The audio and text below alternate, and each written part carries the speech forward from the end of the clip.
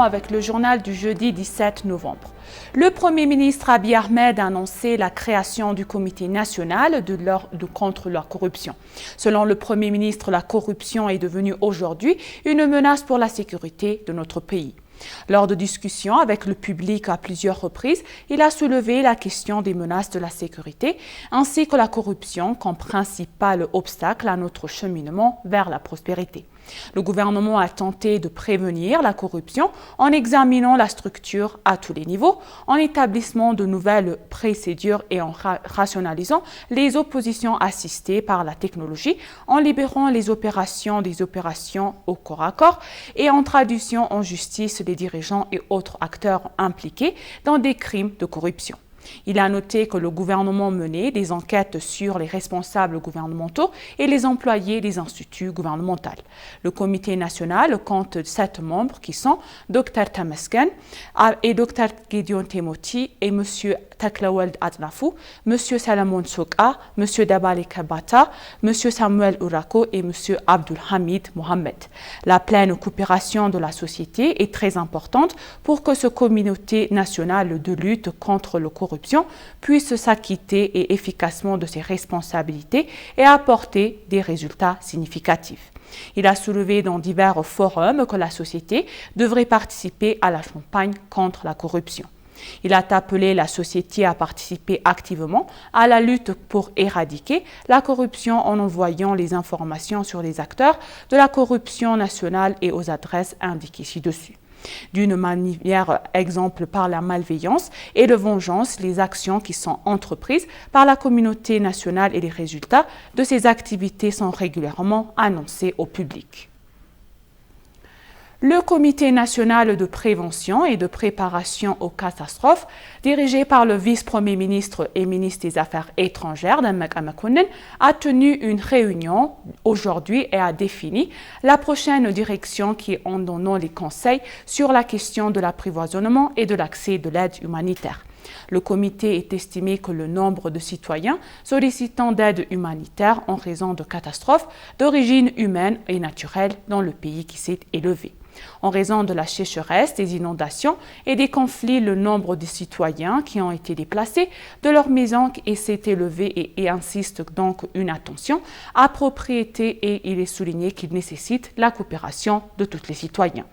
Le vice-premier ministre et ministre des Affaires étrangères, Demek Emekonnen, a souligné que le gouvernement fournit une aide humanitaire et d'urgence aux citoyens qui ont été déplacés de chez eux en raison des conflits dans le Tigré, Afar et l'Amhara et d'autres régions et qu'il nécessite de réinstaller de manière permanente les personnes qui sont vulnérables et bénéficiaires. En outre, il a dit qu'en plus des citoyens, ils ont été exposés aux problèmes dus à la guerre dans la partie nord de notre pays, les bénéficiaires, les zones touchées par la sécheresse au cours des dernières années, qui sont également besoin d'attention. Ato Demek a souligné que les élèves qui ont été absents dans l'école en raison des conflits dans les citoyens et ont subi des dommages sociaux et économiques dans diverses régions et devraient bénéficier d'un soutien psychologique en plus de l'aide humanitaire. Concernant la fourniture de l'aide humanitaire, le vice-premier ministre et ministre des Affaires étrangères a souligné que la pression sur le gouvernement s'est élevée en raison du nombre de bénéficiaires dans le pays. Les organisations d'aide humanitaire et les partenaires au développement ont également été appelés à faire de leur mieux pour aider nos personnes qui sont vulnérables.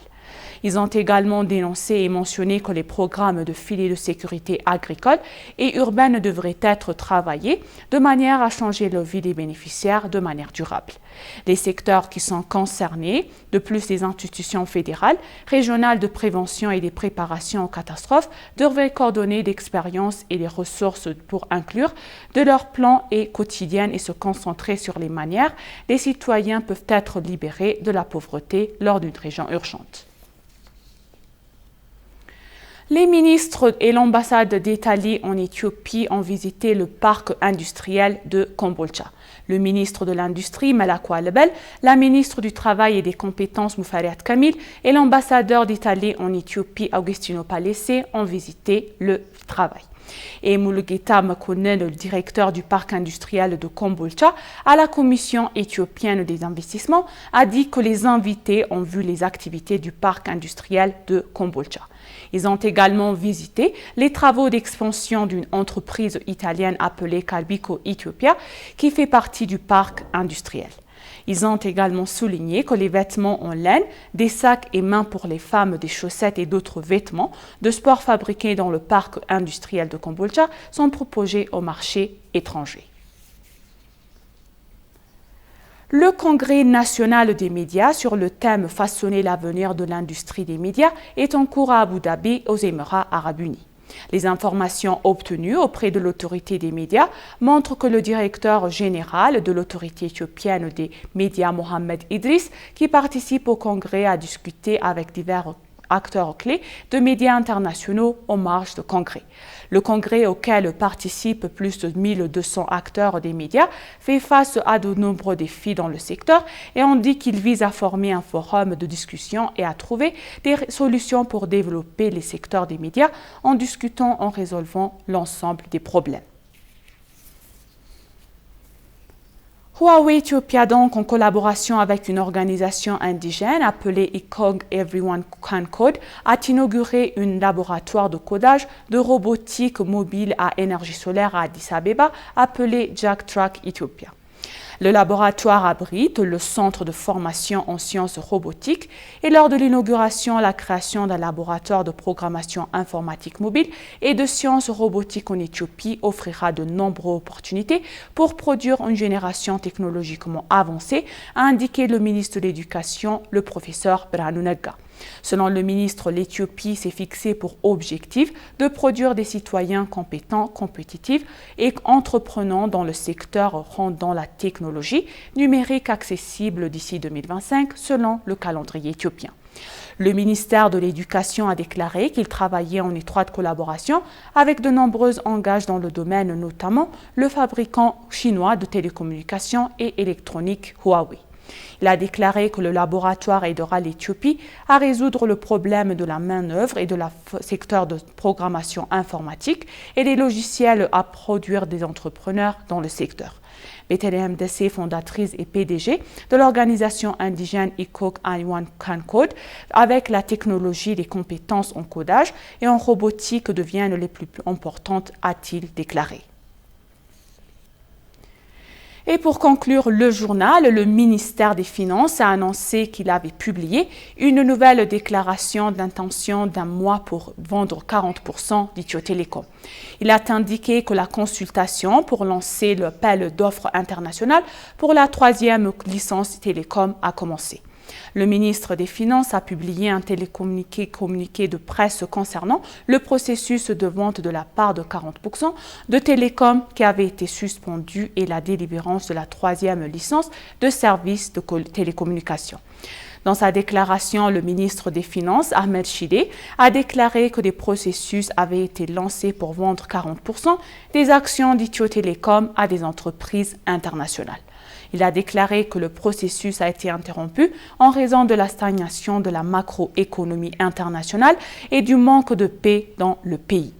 Il a souligné que le ministère des Finances a émis une déclaration d'intérêt pour un mois à compter d'aujourd'hui.